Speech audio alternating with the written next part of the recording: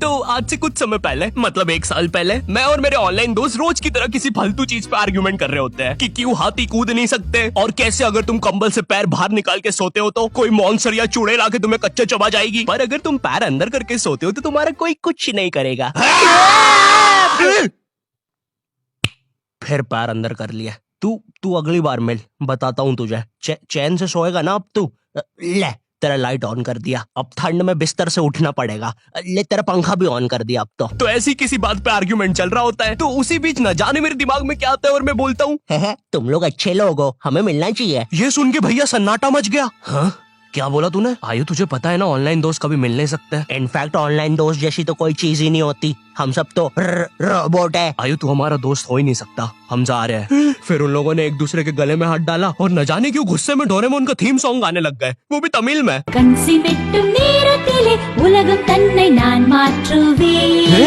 क्या? अब नहीं, ऐसा कुछ नहीं हुआ था। सॉरी गाइस, कुछ महीनों से जिंदगी थोड़ी सही नहीं चल रही है, इसलिए ऐसे जोक्स आ जाते हैं कभी कभार। खैर सरप्राइजिंगली मेरे ऑनलाइन दोस्तों ने मेरी मिलने वाली बात को सीरियसली लिया और इसी तरह हमारी Mumbai to Goa trip plan होती है जो कि दिसंबर में थी। तो अब फास्ट फॉरवर्ड करते हैं सीधा दिसंबर तक ट्रिप का टाइम। तो अब कुछ रीजन की वजह से मुझे मुंबई प्लेन की जगह ट्रेन से जाना पड़ता है। नहीं, मैं एयरपोर्ट पर फटाका लगाता हुआ नहीं पकड़ाया था, थे कुछ रीजंस, थी कि सच में थे। तो मैं रात में ट्रेन में बैठता हूँ और सुबह में मुंबई पहुंच जाता हूँ। अब जो मुंबई पहली बार आता है ना, वो ना अलग अलग चीजों को देख के चौंकता है, जैसे वड्डी वड्डी बिल्डिंग्स, वड्डे वड्डे सुपरस्टार्स। और इधर मैं जैसे ही मुंबई के स्टेशन पे उतरा, ओ बहन की एलिवेटर स्टेशन पे, वो भी भाई साहब इसको एस्केलेटर बोलते हैं। एलिवेटर मतलब आंखों पे भरोसा ही नहीं हो रहा है। मैंने मम्मी को फोटो खींच के भेजी, मम्मी एलिवेटर, वो भी स्टेशन पे। भाई साहब एस्केलेटर होता है। देखो ये हमारे स्टेशन पे नहीं होते हैं, हमें पूरा ब्रिज पैरों से चढ़ना पड़ता है। और मेरे गांव के ब्रिज पता है बादलों में होते हैं। वो ब्रिज को इतनी ऊपर होने की जरूरत भी नहीं है, उसको किसी इंजीनियर ने भी नहीं बनाया है। ये गाँव के लोगों ने मस्ती मस्ती में उसको इतनी ऊपर तक बना के आ गए। अब वो स्टेशन का ब्रिज ना आउटर स्पेस तक पहुंच चुका है। साला कुली लेके भी जाओगे ना तो थोड़ा ऊपर जाके तुम्हारी कुली को भी कुली करना पड़ जाएगा। भाई साहब कुली करना पड़ेगा। अरे किया तो है तुम्हें। अरे आपको ने मुझे कुली करना पड़ेगा। रुको, कुली। हाँ जी भैया, इन्हें ऊपर तक छोड़िया हो यार। अरे पागल हो क्या मियाँ, ऊपर तक जाना है तो स्पेस सूट किधर है तुम्हारा? और ऑक्सीजन सिलेंडर लेके आए कि नहीं? ऊपर ऑक्सीजन बहुत कम है, हम लोग क्या बहुत ऊपर खड़े हैं मियाँ। देखो यहाँ से वो माउंट एवरेस्ट भी दिखता है। देखो आज की रात तो हमें ये सीढ़ियों पे सो के गुजारनी पड़ेगी। ऊपर पता नहीं कहाँ के खूंखार जानवर घूमते हैं। और सबसे जरूरी बात, हम लोगों के बीच में मैं सोऊंगा। मुझे मुंबई से अपने स्टेशन जाने में 10 घंटे लगते हैं और फिर अपने ही शहर के स्टेशन से घर जाने में 6.25 महीने। अब तुम बोलोगे नॉट योर टाइप, तो बहुत ही विलेज पीपल है। हाँ तो ठीक है, हूँ मैं, नहीं होते हमारे यहाँ पे एक्सेलरेशन। भाई उसको एस्केलेटर। वीडियो को आगे बढ़ाते हैं। मुंबई जाने से पहले मुझे ऐसा लगा था कि वहाँ पे सब लोग मचाएंगे, येड़े चाले सीधे चाले, इस तरीके से बात करते होंगे। तो मैं भी ना फुल रेडी था। मैं स्टेशन से बाहर निकला और एक ऑटो रोका। तो सबसे पहले तो मैंने अपनी ट्रेन में खरीदी हुई 24 कैरेट आइस डायमंड चेन आगे करी। मैंने 20 रुपए में खरीदी थी, आगे अपना टाइम आएगा भी लिखा था, क्योंकि मुंबई में थे यार, थोड़ी अमीरी दिखनी चाहिए। कौन है अंबानी? है किधर रहता है वो? है क्या उसके पास ये? तो वो ऑटो वाला पूछता है किधर जाओगे? इधर मैं फुल मुंबई के स्वैग में। क्या बोलते ऑटो वाले चाचा, अंधेरी चलोगे क्या? चलो ना, मचाते ना अंधेरी में चल के। अंधेरी में तुम उजाला लेके आओ। ऑटो में क्यों बैठे हो? लैम्बोर्गिनी लाओ। ये अंधेरी में तुम आओ। क्यों चाचा? अरे भाग मादर है, कड़कती धूप में मुजरा दिखा रहे मेरे को।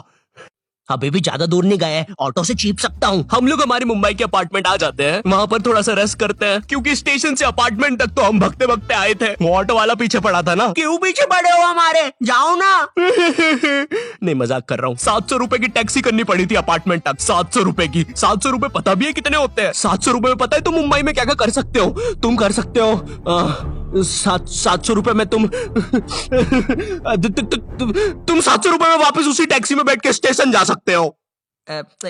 भाई साहब मैंने 750 कर लिया है रेट। कितनी महंगी है मुंबई। तो अब मैं और मेरा दोस्त डेस्क, हम लोग हमारे बाकी दो दोस्त से पहले आ गए थे। तो अब हमारे पास कुछ करने के लिए नहीं था। तभी मुझे मेरी एक फीमेल फ्रेंड ने मॉल में मिलने बुला लिया। तो हम लोग जाते हैं मिलने, वापस 700 लगा के।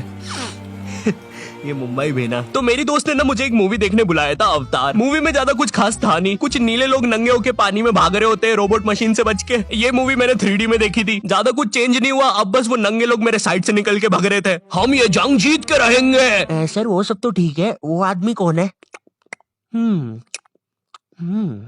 अरे वो हमारी मूवी देख रहा है 3D में। उसे तो मजा ही आ जाएगा जब हम सब नंगे होकर उसके सामने से भागेंगे। मेरी बात सुनो सब लोग, हम लोग उसके बहुत पास से भागेंगे लेकिन उसे टच नहीं करेंगे। जिमी मैंने तो अपने हाथ भी गीले कर लिए सूसू से। जैसे ही मैं नंगा होकर उसके पास से भागूंगा अपने हाथ उस पर लपलपा दूंगा, चीटों से उसे लगेगा मूवी और रियल है। मेरी जिस फ्रेंड ने मुझे मॉल में बुलाया था उस दिन उसका बर्थडे था और मैं इधर बेशरम बेहया खाली हाथ गया था, बिल्कुल उस लेंडू बच्चे की तरह जो बर्थडे पार्टी में खाली हाथ आ जाता है। फ्री का नमकीन और केक दे दो बस उसे। तो ये बच्चा इधर में था। चीजें अभी इधर खत्म नहीं हुई हैं। उस बंदी ने फिर मुझे गिफ्ट दे दिया।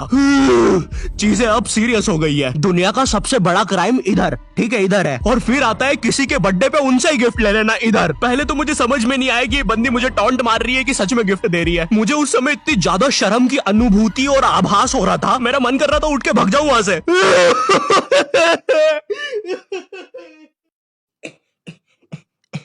अरे वो बाहर बहुत गर्मी है ना, इसलिए मैंने सोचा स्प्राइट पी लूं आके। और पेरी पेरी फ्राइज भी मेरे फेवरेट है।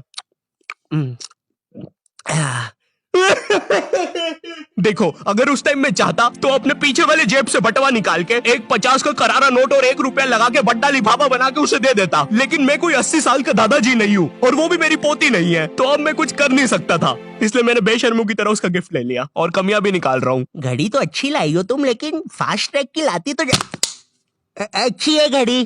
इस ट्रिप पर ना हमारे बहुत ज्यादा पैसे खर्च हो गए थे, इतने कि मैं अपने बेसमेंट वाले बच्चों को खाना तक नहीं खिला पा रहा हूँ। चुप रहो, मैंने कहा ना नहीं मिलेगा खाना। आप पैसे के लिए India number 1 opinion trading app Probo पे क्यों नहीं जाते? हाँ, आप बस यहाँ पे यस और नो का आंसर देके लाखों में पैसे कमा सकते हो। प्रोबो एक ट्रस्टेड ऐप है जिस पर 1 करोड़ से भी ज्यादा यूजर्स हैं। यहाँ पर क्रिकेट, फाइनेंस, एंटरटेनमेंट और कई सारी कैटेगरीज में क्वेश्चंस है। जैसे अभी T20 सीरीज में इंडिया वर्सेस आयरलैंड में कौन जीतेगा? इंडिया ही जीतेगी। तो मैंने यहाँ यस दबा के क्वांटिटी स्लाइडर को बढ़ा दिया। अब अगर मेरा ओपिनियन सही होता है तो मुझे रियल कैश मिलेगा। अरे लेकिन विराट कोहली भाई, मैंने आपको कब पकड़ा? यहाँ तुम गूगल पे, पेटीएम, यूपीआई की मदद से आराम से 24/7 विड्रॉ कर सकते हो। ओ बाय द वे मैं पुलिस हूँ, तुम्हारे बेसमेंट की जानकारी मिली थी और प्रोबो का लिंक डिस्क्रिप्शन में है। डाउनलोड करने पर हम सभी को 25 रुपए का वेलकम बोनस भी मिलेगा, तो अभी जाके डाउनलोड करो। रात तक मेरे बाकी दोस्त भी आ गए थे, तो फिर हमने मुंबई की फेमस जगह, अरे वहीं जहाँ सब लोग जाते हैं घूमने के लिए, वहाँ घूमना स्टार्ट कर दिया। लेकिन जब तुम तुम्हारे दोस्तों के साथ रहते हो तुम्हारे दिमाग में मस्ती रहती है। तो एक मॉल में हमें एक सांड वाला झूला दिखता है। अब उसे देख के एक 21 साल का मैच्योर आदमी क्या करता? पापा बहुत बीमार है, बहन की भी शादी करवानी है, मुझे लगता है सांडू मैं तुम पे घूमी घूमी करने के लिए थोड़ा बड़ा हो चुका हूँ। लेकिन मेरे 21 साल के दोस्त ने क्या किया? घूमी घूमी। अब यहाँ एक सांड को दूसरे सांड पे चढ़ता हुआ देख हमें भी मस्ती छूटी। हम भी भाग के हुए झूले के पास। भैया और तेज चलाओ, भैया और तेज, भैया और चलाओ तेज। मैं मुंबई में एंग्री प्रास से भी मिला था, उन्होंने मुझे अपनी बिल्ली से खेलने दिया था और अपना मास्क भी पहनने दिया था। अच्छा चलो मास्क मैंने बिना पूछे पहन लिया था, कैमरा फुटेज में तो आ ही गया हूँ मैं वहाँ पर अपने मैनेजर सौरभ भैया से भी मिला था। हम लोग मुंबई में लास्ट में जूहू बीच पर गए थे। वहाँ पर सब कुछ बढ़िया था, ठंडी ठंडी हवाएं चल रही थी, सब कुछ बढ़िया था। लेकिन फिर आसमान में कहीं से उड़ने वाली बंदर प्रजाति छा गई। ये बंदर प्रजाति फुग्गे की बनी थी। मेरा नाम है बुबली बंदर, मैं इंसानियत पे कब्जा करने आया हूँ, तो चुपचाप अपने घुटने।